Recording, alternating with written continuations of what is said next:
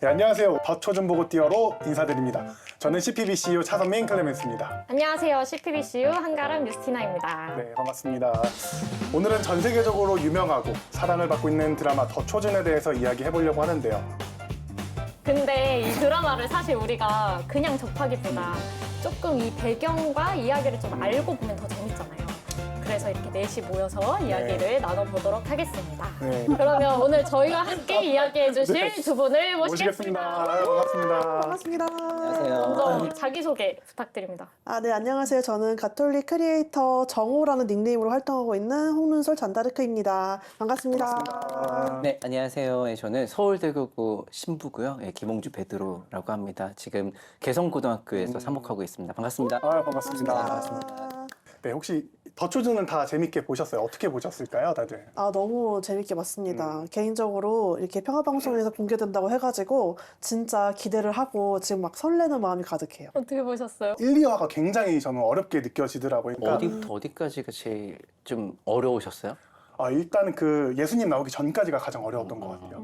그러니까 1화. 네, 1화에 보면은 진짜 많은 인물들이 나오잖아요. 근데 이 인물에 대해서 이야기하고 이해할 시간 없이 또 다른 인물로 바로 넘어가더라고요. 그래서 조금 힘들었어요. 저는. 시즌 1의 배경만이라도 조금 설명해 주시면 맞아요. 너무 좋을 것 저처럼 이렇게 어려워하는 사람들을 위해. 갑자기 그래서 생각이- 저를 네. 이렇게 저는 교육학을 공부를 한 신부라서 제가 얘기한 게 조금 틀린 걸 수도 있어요. 하지만 제가 열심히 준비를 또 해왔거든요. 그래서 제가 아주 쉽게 또 오늘 이 영상을 보시는 분들이 더 초슨을 좀 더 말씀해 주신 것처럼 진입장벽을 잘 가뿐히 띄워놓고 보실 수 있도록 제가 몇 가지만 좀 짚어드리면 좋지 않을까 싶어요. 일단은 첫 번째는 다 아시다시피 2000년 전에 맞아요.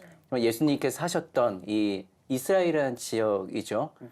그리고 그 이스라엘이라는 지역은 우리나라가 아주 오래전에 일제의 그 식민 통치를 강제로 점거당했듯이 그 이스라엘도 로마 제국에 이제 점거를 당했던 그 식민지였죠.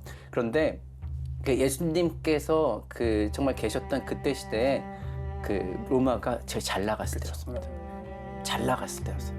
잘 나가니까 좀 유지를 해야 될 거 아니에요? 유지하려면 뭐가 필요하겠습니까? 돈이 필요하죠. 그래서 얘네들이 세금을 엄청 걷었어요. 일단 기본적으로 다양한 세금들이 있었습니다. 그런데 이제 더불어서 그 당시 이제 유대인들은 또 그 신앙인들이잖아요. 맞아요. 그래서 그 유대인 신앙 안에서 또 11조 같이 그런 종교 세금도 같이 냈었습니다. 그러니까 쉽게 말해 이중과세였던 것이죠. 그러다 보니 기본적으로 세금 가지고 어려움을 겪는 민중들이 많았는데 그 중에 하나를 베드로로 이렇게 만든 거예요. 베드로가 이제 그렇게 나오잖아요. 그 동족들이 안식일날 고기 잡는다고 잡는 밀고를 하려고 하잖아요. 그러니까 그만큼 민중들은 세금 때문에 어려웠다.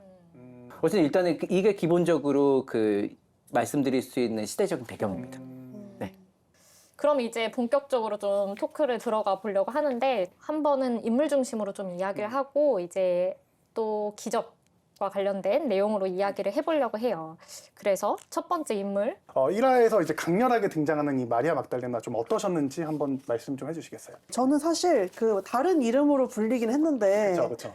약간 예상은 갔어요. 왜냐면 좀 젊은 여자고 악령이 씌인 여자고 근데 성경에 그런 구절이 나오는 걸로 알고 있는데 그 여자는 뭐 예수님께서 악령을 쫓아주신 여자였다라는 그 구절이 생각이 나가지고 저 사람은 마리아 막달레나겠구나 라고 눈치를 챘는데 그 마지막 5분 여러분 CPBC에서 확인하시면 마지막 5분에 정말 약간 좀 마리아 막달레나긴 하다가 어머 약간 이렇게 보게 되는 그런 게 있더라고요. 너무 감동적이었고 굉장히 좀 강력한 인상을 받았습니다. 그 1화에서. 그리고 이제 마리아 막달레나 편에서 이제 예수님의 처음 등장합니다. 딱 네. 그 모습만 봤을 때 우리가 상상했던 그 예수님의 모습이셨나요, 다들? 저는 근데 사실 외국 배우 얼굴들을 잘 맞아. 구별을 못해요. 그래서 좀 이렇게 헷갈리는 장면인데 이제 나중에 이제 마리아를 부르는 장면에서 예수님이구나 예수님이구나. 약간 이렇게 알게 됐죠. 저는 청년 성서 모임을 하고 있는데 연수 때 제가 꽂혔던 그 성경 구절이 1화부터 나와가지고 1화의 그 메인 주제여가지고 좀 깜짝 놀랐어요. 내가 너를 지명하여 불렀으니 너는 나의 것이다. 근데 그게 계속 반복이 되잖아요, 1화에서. 근데 그 얘기를 딱 그 예수님이 마리아 막달레나에게 하는 순간 저한테 하시는 말씀처럼 갑자기 또 크게 와닿는 거예요. 또 예수님이 정말 갑자기 등장하시잖아요. 맞아요, 1화 때. 맞아요. 제가 마치 마리아 막달레가 된 것처럼 막 이렇게 붙잡고 껴안고 울고 싶은 그런 느낌? 네, 그런 느낌을 받았습니다. 네. 되게 그 성경에 빠져들어서 드라마를 보신 느낌이라 네. 제가 좀 부끄럽네요. 아, 그냥 약간 도파민처럼 봤는데 구마의식 그러니까 보고. 마리아가 술집에 있네요. 저는 그 토마스처럼 의심이 되게 많은 사람이었어가지고 항상 좀 그 탐구하는 걸 좋아해요. 그래서 성서 모임도 이렇게 시작하고 막 여기 우리 CPBC 플러스 강의도 막 찾아보고 그러는데 오히려 그 제가 애매하게 알았던 성경의 장면들을 시각적으로 보는 느낌이어가지고 그 약간 성경의 말투를 보면은 그냥 뭐뭐 했다, 뭐뭐 하셨다 이렇게 사건 나열 위주로 좀 되어 있는 느낌인데 그 배경에는 뭐가 있었고 뭐 시대적 배경은 어떠하고 예수님께서 어떤 상황에서 이런 말씀을 하셨고 왜 이런 비유를 두셨고 이런 강의를 듣다 보니까 아, 이 장면이 그렇게 해서 이렇게 만들어진 거구나 이렇게 따라가는 게 있어서 좀 재밌었어요. 네. 사실 그래서 이게 더 촐슨이 이제 좋은 점 중에 하나는 그 우리가 성경을 좀 잘 읽기 위해서는 몇 가지 이렇게 요소들이 필요한데 그 제가 항상 주로 말씀드리는 그 두 가지가 첫 번째는 역사적인 배경을 좀 알면 좋고요. 그다음에 이 성경의 전후의 맥락을 알면 좋은데 사실 이게 또 한계가 있죠. 요즘처럼 이제 또 미디어에 익숙한 분들을 보면 이게 그 텍스트로 보는 것 아무리 또 역사적으로 뭘 찾아보고 이래도 또 어려움이 있습니다. 그런 면에 있어서는 아주 고증을 그 시대적인 배경이라든지 심지어 옷 같은 경우라든지 그런 경우도 굉장히 잘 고증이 된 드라마이기 때문에 좀 성경적인 어떤 그 부족함이 있는 분들에겐 되게 탁월한 그 컨텐츠지 않을까 생각이 좀 들었어요. 네. 맞아요. 이건 다른 얘기인데 신부님이 이걸 보셨을 때 약간 오게티 같은 뭐 이런 것도 있었어요. 좀. 제가 그렇게까지는 네, 제가 뭘 이렇게 딱 차단하고 이렇게 할 수 있는 뭐 그 능력은 안 되지만 마리아 막달레나와 관련해서 우리가 그 일반 신자분들이 좀 헷갈려하는 게 있어요. 그 성경에 나오는 가늠한 여인, 아, 맞아요. 또 마리아, 또 뭐 사마리아. 마귀 들린 여인, 뭐 등등등 비슷한 이름으로 나오잖아요. 맞아요. 이게 어디까지가 동일 인물이고 아닌지가 헷갈릴 수가 있는데 사실은 우리가 이 오해의 시작이 591년에 그레고리오 교황님이라고는 아시죠? 네, 네, 우리가 네. 그레고리오 달력 아니면 그레고리오 찬트 뭐 이제 성가 이렇게 그럼 그 그레고리오 그 교황 성인께서 마리아 막달레나와 그다음에 그 베타니아의 마리아 그리고 그 죄 많은 여인 이 인물을 좀 한 사람으로 표현을 하면서 강론을 하셨어요. 물론 강론에서 얘기한 거기 때문에 역사적인 어떤 그런 그 고증이나 이런 것들을 하려고 하기보다는 영성적인 의미를 성인께서는 전해주려고 하신 게 컸긴 했지만 이게 이제 오해를 낳고 하다 보니까 같은 인물로 좀 봤던 경향이 있습니다. 그래서 이 1969년도, 그러니까 제2차 바티칸 공회 끝난 다음에 전례 개혁을 쭉 우리 교회에서 하기 시작하거든요. 그래서 그때 이 마리아 막달레나 이분이 창녀가 아니다. 라는 것을 공표를 해요. 교회 입장에서. 그래서 이제 1969년도에 회개한 창녀가 아니고, 이 예수님의 부활을 처음 체험한 여인으로서 이렇게 얘기를 하죠. 근데 이제 이 1부, 2부를 보면, 특히 1부를 보면 홍등과 비슷한 곳에서 좀 오해를 살 수가 있어요. 그래서 이게 교회에서도 그런 과정이 있었고, 이렇게 정리를 했다. 예, 그런 또 역사적인 배경. 우화가 나오니까 좀 이게 보람이 있는데요. 준비해온 보람이 있네요. 아, 네, 참. 이야기 나눈 것처럼 이제 좀 시몬 이야기를 좀 나눠보고 싶어요. 이제 드라마에서 보면은 이제 빛의 쫓기는 이제 업으로 나오는데 저는 몰랐어요. 이제 이 시몬이라는 인물이 이렇게 빛에 쫓기고 심지어 아내도 있다는 거. 이게 어디까지가 현실이고 어디까지가 허구인지 좀 알려줄 수 있을까요, 시몬님? 성경을 우리가 좀 더 오감, 우리가 감각들이 있잖아요. 그리고 상상력을 이용해서 그때 이제 이 텍스트가 있었던 그때 당시 상황을 상상해 보는 거예요. 예를 들어서 예수님이 시몬을 불렀을 때 뭐 다른 제자들도 그렇고 그물을 버리고 예수님을 따랐다.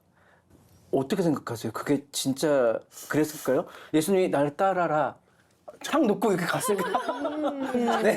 집에 뭐 좀 챙겨가야 왜냐면 돈 줘. 분명히 과정이 있겠지만 교회 안에서 그런 것들이 다 편집이 되고 그러면서 이제 오늘날 이제 정경이 남아 있는 것이죠.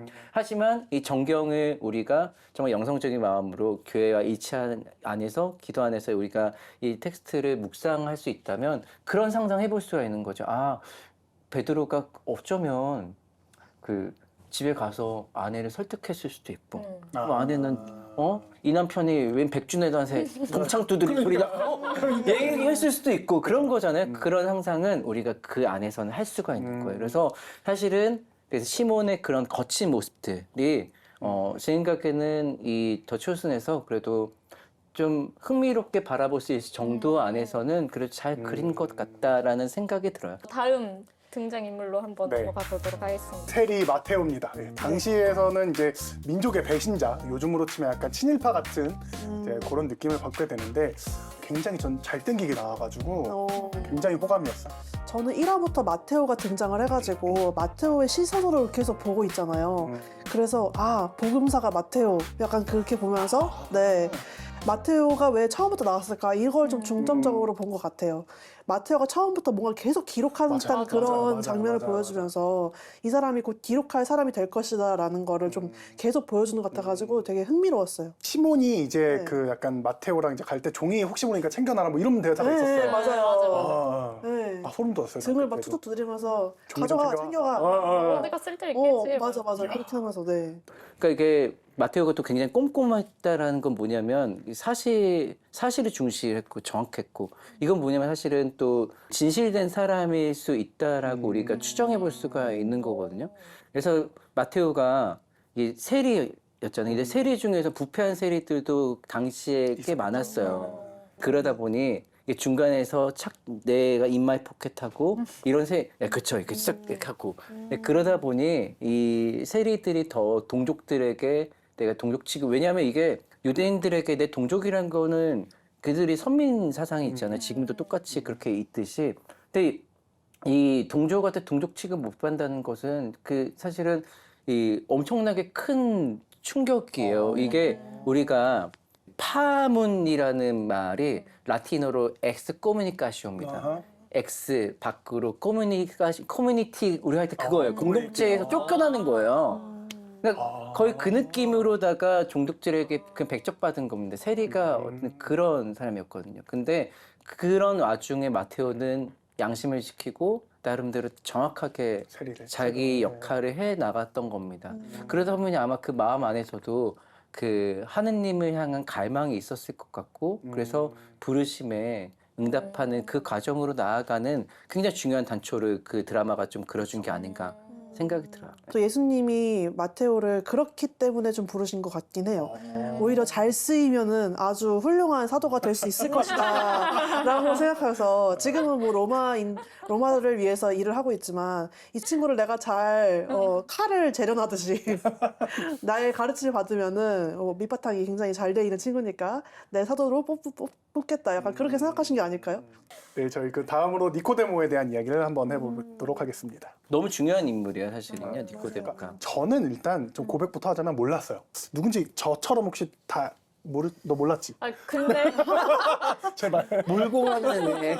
근데 약간 1화부터 뭔가 이 인물은 이제 악역은 아니구나. 약간 이렇게 좀 비춰지지 않았어요. 뭔가 제자들이 이야기하거나 질문하거나 이럴 때도 뭐 이제 나중에 이제 제자들이 찾아와서 마리아가 이렇게 됐는데 지도자님 덕분 아닙니까? 막 약간 이렇게 얘기하는데도 약간 아닌 듯이 이렇게 얘기하고 이런 거 보면서 처음부터 약간 이 사람 좋은 인물인가? 약간 이렇게 보게 됐었던 것 같아요.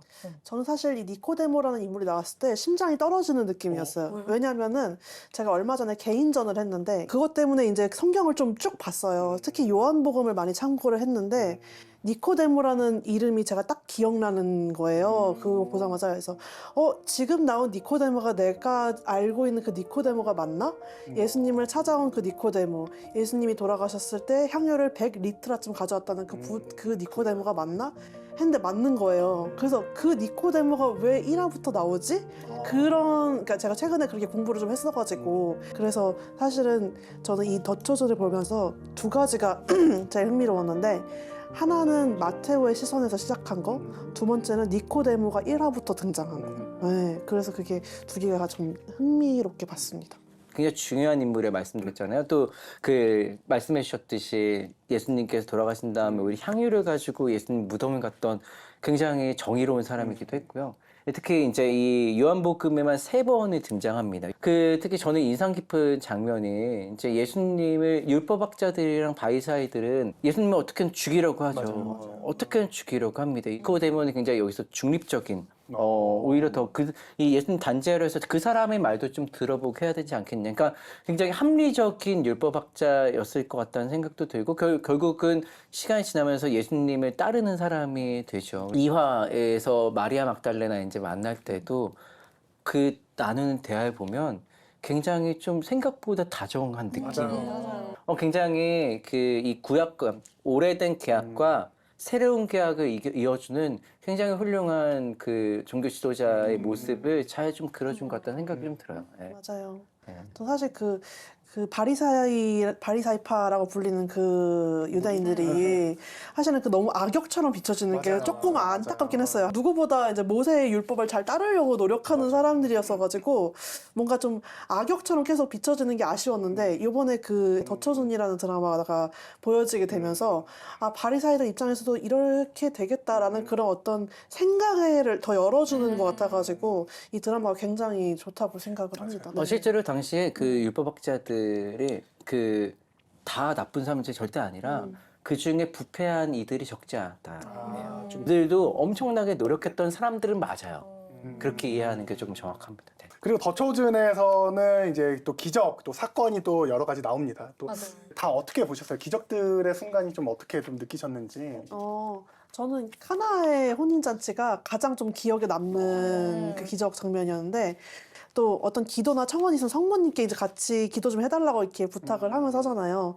근데 그 장면을 제가 눈앞에 보는 느낌이었어요. 그러니까 예수님께 부탁을 드리는 성모님의 모습을 보는 것 같아가지고 좀 기억에 많이 남았던 것 같아요. 이 더초즌이 되게 재밌었던 점이 뭐냐면 그냥 카나의 혼인잔치를 그냥 기적에 초점을 맞춘 게 아니라 이게 인물과 사건을 되게 스토리로 잘 풀었다고 느껴진 게 그냥 우리가 느낄 수 있었던 그냥 성경에서의 텍스트를 되게 시각화해서 잘 표현했다. 저는 그렇게 좀 봤거든요. 저는 또 다른 시선으로 제가 항상 느끼는 예수님의 표정은 좀 약간 좀 점잖고 그래서 그냥 조용히 말씀하시고 약간 그런 느낌이 좀 강했는데 화낼 때는 되게 화내시고 그런 느낌이 강했는데 그 사람들 사이에서 그냥 계속 웃으시면서 이제 우리 혼인잔치 갈 거야 이러면서 혼인잔치가 뭐야 왜 가 갑자기 막 이렇게 하는데 거기서 계속 웃으시는 그런 친구 같은 모습의 예수님이 되게 와닿았던 것 같아요. 그 표정이. 그래 예수님도 저렇게 밝은 표정을 지으셨을 텐데 나는 왜 이렇게 경직된 얼굴로만 생각을 해봤을까 그런 생각도 들고. 같이 춤도 추지 않나요? 맞아요. 그쵸? 춤도 추시고. 네. 저 약간 그 같이 가져야 하는 그 장면이 약간 네. 청춘 드라마 같은 약간 그런 느낌이었어요. 가자. 약간. 네. 그러니까 전체적으로 좀 밝아요. 맞아요. 보면 맞아요. 그러니까 이게 저도 약간 그 패션 오브 크라이스트 그의 그 예수님과 그 약간 진중하고 장엄하고 뭐 이런 느낌만 제가 이제 보다가 딱 이 더쇼스는 전체적으로 보니까 되게 밝게 묘사한 저는 되게 좋게 봤어요. 그래서 저도 그런 것 같아요. 그리고 저는 여기에서 이제 포도주를 이제 먹다가 한 1시간 반을 못 먹다가 이제 갑자기 다 멈춰보라고 막 이러더니 어떻게 이렇게 처음보다 더 좋은 포도주를 내올 수 있냐 막 이런 장면에서 무슨 맛일까? 맞아. 궁금했어. 너무 먹어보고 싶어요. 어떻게 이렇게 순간적으로 알아챌 만큼 모두를 멈출 정도로. 심지어 성경에도 기록되어 있어요. 정말 맛이 좋은 포도주 이렇게 하면서 그래서 얼마나 맛이 좋았으면 그런 생각 들죠. 그 다음에 이제 나병 환자. 나병 환자. 네. 나병 환자를 치료하는 이제 그런 또 장면이 나오죠. 네, 사람들이 다 꺼려하는 맞아요. 병이었잖아요. 네, 드라마에서도 뭐 어디까지 오지 말라 오지 그랬지 마. 이렇게 막 경고도 하고. 그러니까 그때 당시에 그 예수님 시대 때 이 우리가 뭐 질병 자체로 또 접근할 수도 있지만 그때 이제 이 병에 걸린 사람들은 죄 때문에 그렇게 됐다고 그랬어요. 죄 때문에 병 걸렸죠. 죄를 많이 졌으니까 그렇게 됐다라고 그렇게 생각을 했었는데 예수님께서 그 틀을 완전히 깨주신 거죠. 예. 근데 예수님께서 이제 그 병자를 치유하신 장면이 사실은 단순히 그 차별받았던 사람 이런 개념만이 아니라 정말 잘못했으니 저렇게 된 거야라고 그 가졌던 그 시선들도 다 사실은 원래대로 되돌려 주신 거예요. 원래대로. 예. 그런 의미가 있어요. 드라마를 보면서 너무 막 오지 마 이렇게 하는 거 자체가 와 그렇게 좀 안타깝더라고요. 약간 코로나 때 생각나죠. 맞아. 어. 네, 그다음 중풍병자 이야기도 해볼 건데 네네. 일단 저는 첫 번째로 와 정말 우정이 대단하다. 저는 이거야말로 진짜 청춘 드라마의 한 장면처럼 아. 봤어요. 여기 되게 뭔가 지금 어떤 종교적인 드라마라기보다 청춘 드라마다. 그런 느낌으로 성장 드라마. 좀 재밌었. 맞아요, 해도 되나요? 재밌었어요. 재밌었어요. 저는 그 뚜껑을 열어준 집 뚜껑을 열어준 그 집주인의 사랑과 이 친구를 어떻게든 치유해 주겠다는 그 친구들의 그 우정과 사랑이 굉장히 크게 와닿아가지고 제 생각에는 굉장히 많은 사람들이 그 네 사람을 그 존중해 줬을 것 같다는 생각이 들거든요. 그 지붕을 뜯고 또 이렇게 먼저 순서에 상관 먼저 이렇게 예수님 앞에 눕히게 해주고 그 네 사람이 굉장히 의로운 사람이었을 것 같기도 하고 또 사람들이 봤을 때 아주 훌륭한 일을 했던 사람 또 사람들에게 어떤 좀 인정받는 사람일 수도 있겠으나 자기 자신 드러내지 않았던 그러네. 굉장히 겸손한 인물들이었을 것 같아요. 그러네. 그렇기 때문에 이 모든 것들이 일어날 수 있게 하는 아주 중요한 협력자였다. 그리고 우리도 어떤 태도를 가지면서 신앙생활을 할 수 있는지 그런 것들을 생각할 수 있게 해주는 좀 더 구체적으로 생각할 수 있게 해주는 에피소드인 것 같아요. 네. 부끄러워지네요. 그러니까 약간 나였으면 나 때는 말이야.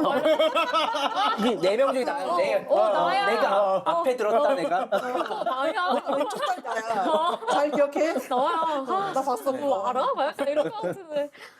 갑자기 부끄러워지면서.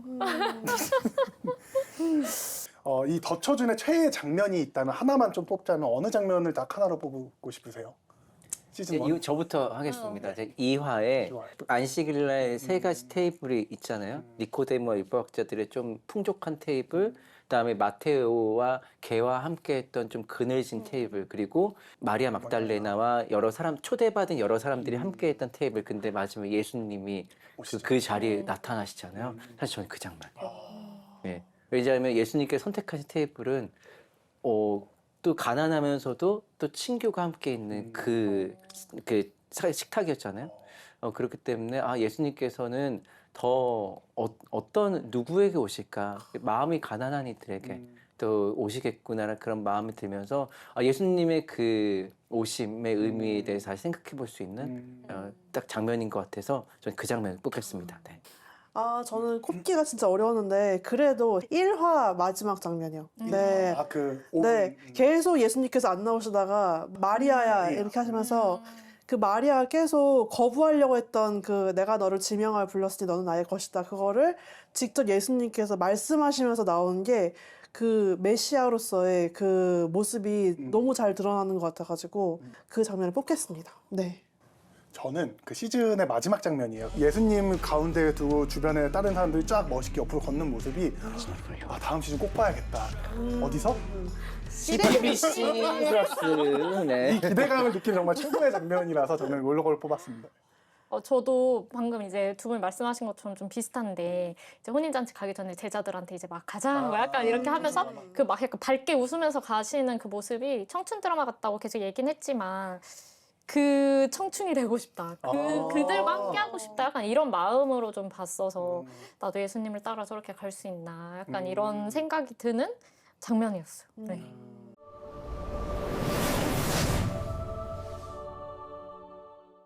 오늘 이제 더 초즌을 가지고 이야기를 나눠봤는데 각자 어떠셨는지 소감 한마디만. 일단은 평화방송에서 이제 가톨릭 버전으로 이렇게 배포한다고 하니까 너무 감사하게 볼 수 있고, 그리고 신부님의 이런 역사적 배경이나 이런 걸 들으면서 진짜 그 시대로 들어간 느낌이었어요. 정말 너무 좋았습니다. 예.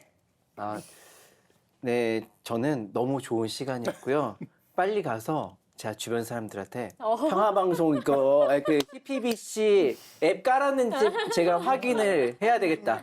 빨리 좀 사람들한테 더 다운받으라고 제가 홍보를 더 많이 해야 되겠다. 그 생각이 들었습니다. 어쨌든 너무 즐거운 시간이었습니다. 감사합니다. 이번에 더 초즌 제가 너무 사랑하는 그 예수님의 일대기를 다룬 드라마가 CPBC에서 이제 공개를 한다고 하니까 너무 반가웠고 또 이렇게 훌륭하신 분들과 함께 이런 얘기를 나눌 수 있어가지고 맞아요. 너무 재밌었습니다. 지금 얼마나 시간이 지났는지 모르겠어요. 너무 재밌었어요. 어떻게 보면 막 너무 가벼운 컨텐츠들이 있고 또 너무 무거운 컨텐츠들이 있어서 사실 어떤 걸 봐야 될지 모르겠고 막 이럴 때가 있는데 딱 그 중간을 좀 잡아주는 맞아. 드라마인 것 같아요. 너무 재밌었습니다.